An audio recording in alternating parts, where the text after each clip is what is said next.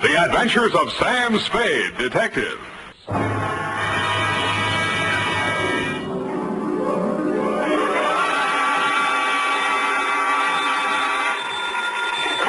Sam Spade Detective Agency. Hey, it's me, Sammy the Spade. Sam, it's not true, is it? Every word of it. What? That you've been consorting with unsavory characters? Well, she was a savory enough girl, Effie, although a crook. Well, according to the paper, she's practically a murderess. Not to mention that she's dancing the Roomba with you. That's a lie. There's a picture of you.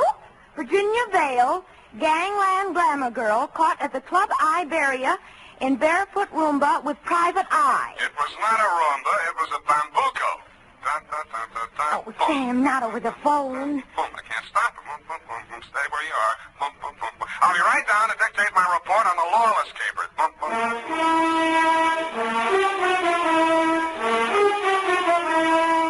Dashiell Hammett, America's leading detective fiction writer and creator of Sam Spade, the hard-boiled private eye, and William Spear, radio's outstanding producer-director of mystery and crime drama, join their talents to make your hair stand on end with the Adventures of Sam Spade. And now, with Howard Duff starring as Spade, the greatest private detective of them all, in the Adventures of Sam Spade.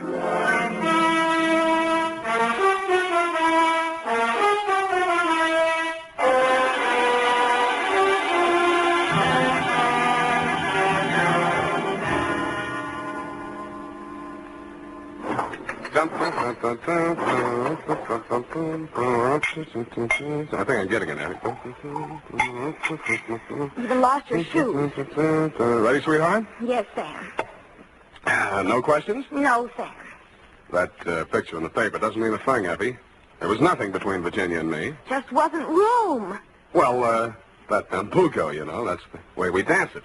Authentic. Sam, I troubled to call my girlfriend, Edna Mae Schwartz, who is an instructor at Arthur Murray's. Mm-hmm. I quote, "The partners exchange graceful nods in the center of the dance floor and then separate. Well, As the senorita provocatively leads the pursuing caballero through a series of gay whirls, turns, and figures." There you see, provocative. But he never catches her, Sam. Well, I had my shoes off. That gave me the advantage. You know best, Sam. Well, that clears that up. Date? August 29th. I will give the date. Fill it in. That still doesn't explain your operating on the wrong side of the law. Down, Effie. This goes to John M. Lawless. A known gangster. What else? From Samuel Spade, license number 137596. Dun, dun, dun, dun, dun. Boom. Well, thank you, Effie. Subject, Joe Morales. Dear Johnny, you hired me yesterday morning, but the real start of it was back in 45. Flashback. San Francisco was just recovering from VJ Day, and crime was practically at a standstill because your number one competitor in the West Coast mobs had just been rubbed out, and you were on trial for same. Nothing about the trial made any sense. The tea-time chatter in the better pool rooms was that you were taking the rap for your worst enemy, Joe Morales. What made even less sense, the lawyer defending you was Joe's brother. So I wasn't a bit surprised to receive your check for $25, together with an invitation to be in the third row of the courtroom when the jury returned the verdict. I was. The defendant will please rise. Step forward, please. Have you anything to say why judgment of this court should not be passed upon you? Yeah. It's a bad beef. The judgment of this court is that you, John Lawless, for the crime of manslaughter, having feloniously run down, run over, and killed with a certain automobile the deceased person named in the indictment, and having subsequently departed the scene in violation of the hit-and-run statute, are hereby sentenced to a term of 3 to 10 years in the state prison of the state of California. You didn't even look at the judge while he was dishing it out. Your eyes were on the man sitting directly in front of me. The man you were supposed to be taking the rap for. The man you had deliberately planted me behind, Joe Morales. I wondered what that meant. When the judge brought down his gavel, I found out. You came up the aisle with a deputy on one arm and your lawyer on the other. He seemed upset about something. I'm sorry, Johnny. I did the best I could. They've given me the judge I asked for. You passed on the jury, you cheap shyster. Okay, just wait till you get my bill. Shut up. Now, wait a minute, Sheriff. I want to speak to a friend. Hey, Johnny, hurry it. We got a train to catch. Hey, you, Joe. Yeah, Johnny? I got just this to say to you. I'm going up, but I'm not staying, see? If I'm not paroled out in 3, I'll break out. Either way, I'll get you, even if it means a murder rap. Oh, now listen, Johnny. You heard me, Spade? Yeah, Johnny, I wish I hadn't. Well, Johnny, we gotta go. Okay. Don't forget what I said, Joe. So long, Sam. Good luck, Johnny. Hey, Sally, Yeah, Joe? you hear what he said? I know. He's gonna knock me. This guy's a witness named is Spade. Spade, my brother Sally. Salvador Morales. You may have heard of me.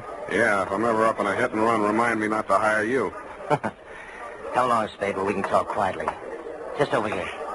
My conference room. Look, we got nothing to talk about. Oh, yes, we have. Watch it. I just got this suit pressed. Yeah, right in here. Sally, is it all over? How did it come out? Where were you? In the air. I couldn't force myself to stay out there. What did he get? 3 to 10. 3 to 10, is that... Oh, I mean, how terrible. How terrible. Best I could do. This is Sam Spade, my dear. It's Virginia Vale, Johnny Lawless's fiancée. The San Quentin widow. Well, how's Trex, Virginia? Why did they bring you here? Maybe they know. He's a witness. Witness? To a threat Johnny made against my brother's life. My own client. What's funny? Ask your brother. That threat would even get you a writ against him to keep the peace. What do you mean, Sam? Sweetheart, threats don't mean anything in law unless they're backed up by some action. Even if he told you the when, the where, and the how, it wouldn't be worth anything until you're dead. But it would be worth something then? Sure, shows premeditation. Then if he knew he was overheard, you'd be forced to testify if anything happened to Joe. Hey, beautiful. What are you trying to do to me? Well, I mean, he'd think twice before he tried anything. You'd be safe, Joe. Well, honey, I didn't know you cared. About you, I don't. I just wouldn't want Johnny to do anything foolish.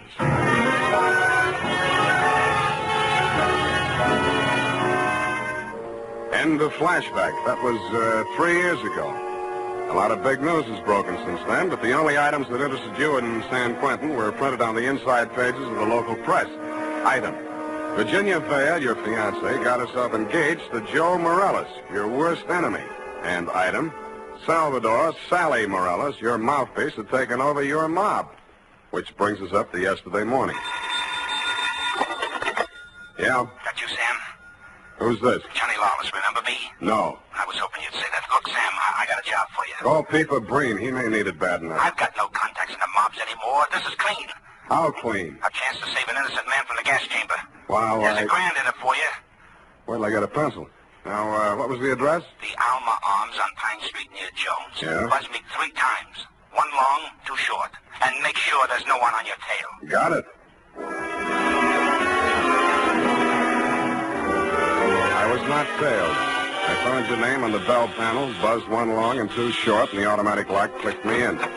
You were waiting 1 flight up in the open door of your apartment. You didn't say anything, just made sure it was me, motioned me inside, locked the door, and led me back to a bedroom. Well, there it is, Sam. Mm-hmm. Joe Morales. Dead about 3 hours, I'd say. 4 slugs, chest, shoulder, and head. Looks like amateur work, a professional aims to the belly, or did you mean it to look like an amateur job? Would I be sap enough to drop him in my own apartment? Besides, he's my lawyer's brother, and I might need Sally again. Why did you call me? Well, you heard what I said to Joe after the trial. Who told you that, Virginia? Yeah, but she didn't have to. Didn't I ask you to sit there? Oh, that's one thing that worries me. Look, let's go in the other room, huh? I feel like a drink. Well, here's my pitch, Sam. I checked out of San Quentin yesterday morning. I didn't have a mark against me. The warden himself put my case before the parole board. He called me the ideal prisoner. Shall we dance? Okay, Sam, okay, but a man can change a lot in 3 years. So can a woman. Virginia met me at the gate and we drove into the city. We didn't have a thing to say to each other. The way I felt by the time the ride was over, Joe could have her and welcome. I had other plans. Such as? Well, the parole board was getting me a job with a mining firm, a surveyor. I took a course up at Quentin. You seriously expect me to swallow this line of guff? Listen, you don't get fat making a living on the mace. Take half of these guys you hear telling the world what wonders they are at puffing boxes, knocking over joints, and the rest of the lays. Yeah, not half of them make 3 meals a day at it. Then what chance has a guy without a regular racket? And, brother, that's me. I'll buy that for now. Let's talk about that dead body. All right. Well, I called Joe on the phone this morning, see, and I told him to meet me here at 3 this afternoon. I wanted to tell him, forget about what I said about how I was going to get him. Not that I wanted to write off that rap I took for him. But if he was scared, he might come gunning for me. I might have to break parole to defend myself. About Virginia, like I told you, we got nothing to talk about. Yeah, it was beautiful while it lasted. So he was due here at 3, huh? Huh? Yeah. I was held up. As a matter of fact, I was with my lawyer at the time. Sally? Yeah, I phoned the building and told the superintendent to let Joe in, and then I got here about 4:15. But I didn't find him till just before 6 when I called you, Sam. How come? Well, I just didn't look in the bedroom. I figured he got tired waiting and left, you know. Yeah. Mm-hmm. Well, look, Johnny, assuming your story is true, and if it isn't, you ought to be ashamed of yourself. Who do you think did it? Well, that depends on why. If it was somebody gunning for him, it would depend on what's going in the mob since I've been in Clinton. You know more about that than I do. If it was somebody trying to frame me... What do you mean, trying? Hey, wait a minute. I got a phone homicide. You must have known that when you called me. Yeah, that's why I ripped the wires out. That's cute. That's very cute. Oh, that makes you look real good. Look, Sam, look. I'm not asking you to do anything extracurricular. Sure, you have to yell cop, but you'll do it over a pay station downstairs. And by the time anybody can get back up here, that stiff will be out. It will. Well, how's that going to be done? I got a friend in the undertaking business. Met him up at Clinton. He just installed a new crematorium. You should have called him first. I did, but I can call him off. You're stir-happy. Look, Sam, how about it, huh? So the cops come in tonight, tomorrow. Who cares? Not Joe, the weather he'll keep. What do you say, Sam? What do you say? I say you're probably bluffing, that you got no way of getting rid of the stiff, but on the outside chance that you might not be bluffing, I'll swing along with you for a couple of hours. If I don't turn up anything by then, the deal is off. Okay, that's fair enough. Yeah, but this isn't... Hey! Sorry, I gotta do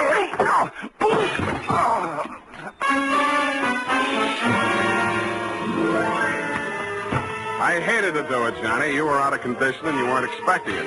But I wanted you to look like a hospital case. After you went down and out, I transferred my fee from your wallet to mine, examined your wounds, and decided you were good for 2 hours at St. Agnes Hospital, where I know the head nurse. Incidentally, never mind. So without further delay, I toted you downstairs, threw you into a taxi, and delivered you to the ambulance entrance. That's when I remembered that I had forgotten one thing. I hadn't given you a chance to call off your alleged undertaker friend. I was sure that part of your story was bluff, but just to make sure, I rushed back to your apartment in less time than it takes the average undertaker to back his hearse out of the garage, I thought. When I got there, I wasn't so sure. The apartment had been tidied up, ashtrays emptied, glasses put away. They'd even vacuumed the rug. The blood-stained bedspread had been removed, and with it, the corpus delicti. I found myself humming an old tune. I ain't got no body.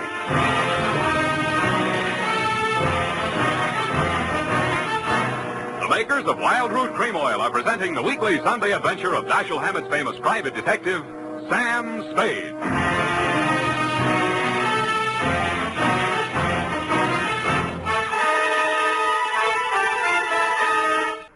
And now, back to the Lawless Caper. Tonight's adventure with Sam Spade. In most murder cases, there are too many suspects, too many motives, and too many clues from the very beginning. I've been on this one 3 hours, and I succeeded in turning up no suspects, no clues, and the most shameful thing of all, I had lost the body of the victim. I consoled myself with the thought that he was in no condition to tell me anything anyway. But then neither were you, Johnny. You'd checked out of the hospital, no forwarding address. But in a gin mill down in the Mission, I found a character with the unlikely name of Porky Grout. Porky is theoretically alive and will tell all he knows about anybody, which is plenty, for 2 fingers a bribe. I gave him a handful. Easy. The Joe Morales mob. Yeah. They dusted this town. They moved to Las Vegas 5-6 months ago. How come Joe stayed in San Francisco? Oh, him and his brother had a beef with each other. That's Sally Morales, the lawyer? Yeah, the mouthpiece. Not too close. What was it all about? Oh, that dame, Virginia Vale. After she and Joe framed Johnny Lawless on that hit-and-run job, well, they disagreed on methods of administration. Not so close. No. So she and Sally team up. And Sally uses his business connections to pull off this big combine, you see? Yeah, I heard of it, Las Vegas. How do I get to Sally? My throat's dry. I can't hardly talk. Hey, Riley, put out the bottle. And bring an Airwick. Yeah, that's right.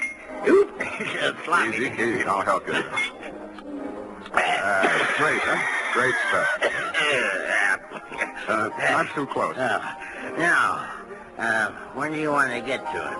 Tonight? Right now. Let me see now. The dame don't dance to nothing but rumba music, and she don't drink nothing but imported French champagne. Yeah. Furthermore, she don't go nowhere where she don't get her picture taken. And he don't dare take a drink in a place that pays him protection. Well, this being after hours, there's only approximately one place they could be at. That's the Iberia out on Van Ness. Yeah, thank you and good night, Porky Grout. If your friends won't tell you, I will. Please don't bother to answer.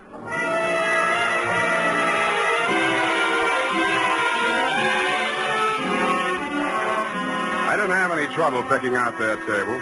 Virginia spotted me at about the same time, grabbed up her purse, muttered an excuse to her escort, and edged around the dance floor. She caught me in the middle of a bambuco, a combination of a rumba, a samba, and guaracha, and whirled me lightly out onto the floor. I followed as best I could. Listen, you shouldn't have come here. How did I know our first dance would be a bambuco? Now, you danced divinely, Oh. but you must leave at once. Sally is insanely jealous, and he's in an especially bad mood tonight. Yeah, so am I. I know why you came. You one up on me. Johnny Lawless has been in touch with you, hasn't he? You talked to him since yesterday morning? No. He's bound to get in touch with you. I don't know what story he's told you, but don't believe a word of it. He only wants to get you out of the way so he can get back at Joe. Joe thinks Joe framed him into San Quentin. Now, you can stop worrying about Joe. Huh? Sam, what are you... He's dead, if that's news to you. I think you'd better talk to Sally after all. Come on. Well, I was just getting the hang of it.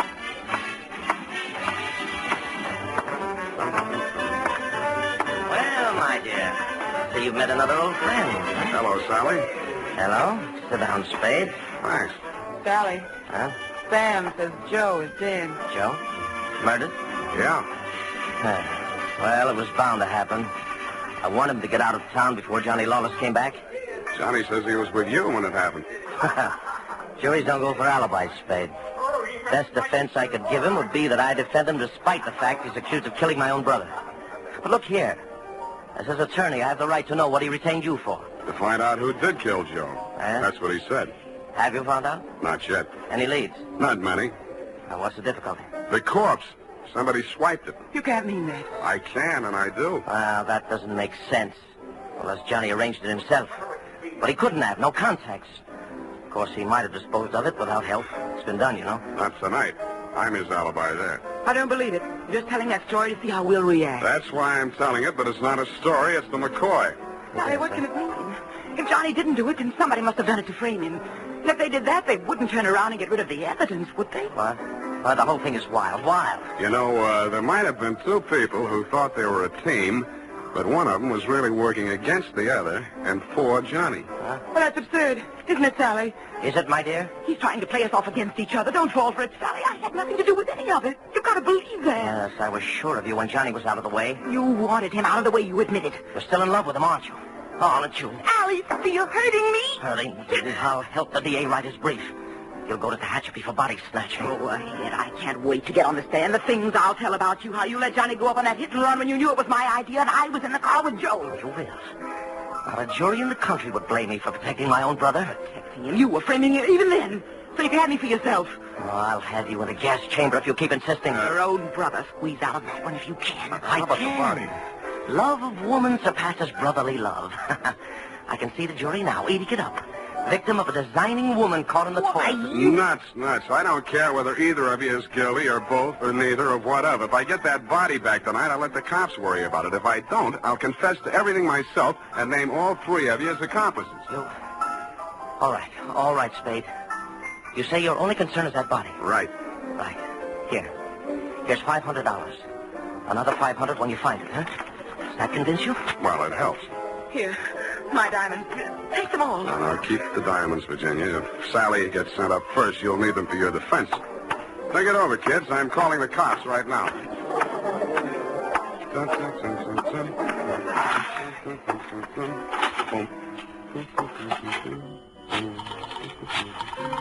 I guess 1 foot back.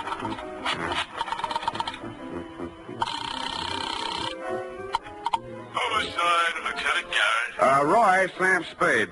Where's Dundee? Oh, he's asleep. Sam, I've been trying to reach you. Yeah, but do you know why? Why, sure, about Johnny Lawless. Is there something we don't know, Sam? Well, I'll come down and give you a statement. It's about Joe Morales. Well, what about him? Well, he got knocked off, and somebody lifted the corpse. Oh, Sam, nobody lifted it. Well, then who did? We picked it up, Sam, right after you called us. Right after... Oh, yeah. Yeah, what time was that? Let's see, I got it here. 20 minutes past 6. Lose your watch? That ain't all. What's that, Sam? Call you back. What's up, Sally? Come on. Come out of there. Well, I wasn't planning to spend the night in a phone booth. Why the heater? It's for you, Sam. You must be nuts pulling a gun in a crowded joint like this. Hey, stop looking at it. Come on. Up those stairs. Now, look, son. In there. Easy. Where's your girlfriend? Well, I sent her home, Sam. She can't stand the sight of blood. You clown. Oh. You were pretty funny, too, when you made that phone call. I didn't believe you'd go through with it. What makes you think I'm interested in that old rap? Johnny's already done the time for it. Joe can't talk, and I don't want I to. don't care what you want. It's what I want. That's what counts. Does it? You wanted Virginia? You got it. Oh, not the point. Just doesn't sound good. Salvador Morales' sweetheart going up on a murder rap. Well, you trimmed it down to manslaughter for Johnny Lawless, and she's enough prettier to rate an acquittal, or are we talking about the same killing? You think Virginia killed Joe Morales, don't you? Why? Because she seems so anxious to pin it on Johnny Lawless. Well? Well, nothing. Only I've got a score to settle with Johnny Lawless myself, you see. He left me out in a limb with that body snatch. If I can pin the killing on him, I got a story for the cops. Now, show how smart you are. Shoot me. I fully intend to. Now, look. Hold it, Sally. Hello, Johnny. Hey, you can do it yourself, Johnny. I was going to do it for you, but you can I do it don't get it.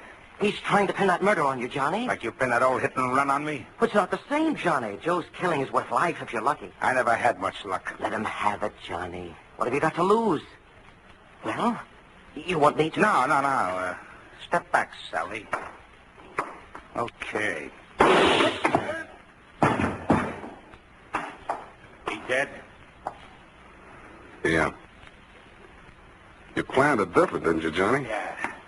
Yeah, but I might as well get two for the price of one. Yeah, I planned it different, but I don't seem to care anymore. Well, then you won't need that. Huh?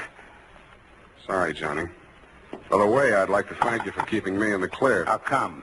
That phone call you made the homicide using my name. Without that, I might be going up with you.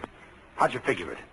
Nobody but you had anything to gain by making that body seem to disappear. You knew I wouldn't check with the police till I'd made a try at locating it on my own. You knew I'd use the disappearance as a handle to shake what I could out of Sally and Virginia. You knew they'd suspect each other because I had you alibied at the time of the body snatch, and that would start them screaming accusations at each other. Did they say enough to send them up? Yeah, I don't know how much will stick, but enough. They both admit Joe did that hit-and-run job I was sent up for? He and Virginia together. So she was with him. 3 years ago, I wouldn't have wanted to know that. Now it sounds good.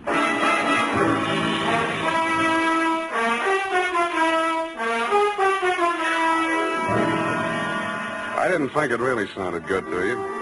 I was sorry to hear it myself, and after all, I'd only danced the bambuco with a mouse. I'm sorry things turned out the way they did. It's a little late to be making with the advice, but, well, you know, the best laid plans of mice and men gang after the glade. What?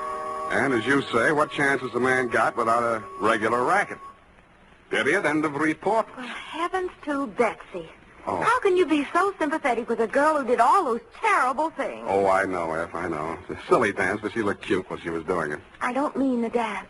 You mean the best laid plans? What does that mean, Sam? That gang after glade? I'll give you a hint, sweetheart. It's something you never need worry about. No.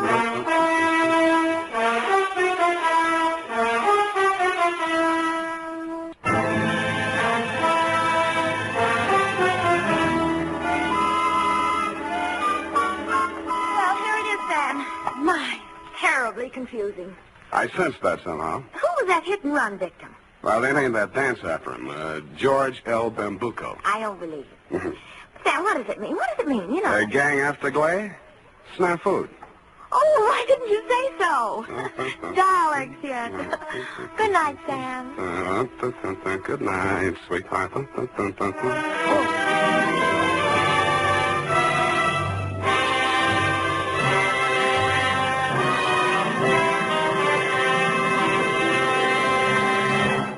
The Adventures of Sam Spade, Dashiell Hammett's famous private detective, are produced and directed by William Spear. Sam Spade is played by Howard Duff. Lorene Tuttle is Effie. The Adventures of Sam Spade are written for radio by Bob Tallman and Gil Dow. Musical direction is by Lug Gluskin, with score composed by Renee Garrigang. Join us again next Sunday when author Dashiell Hammett and producer William Spear join forces for another adventure with Sam Spade. This is CBS, the Columbia Broadcasting System.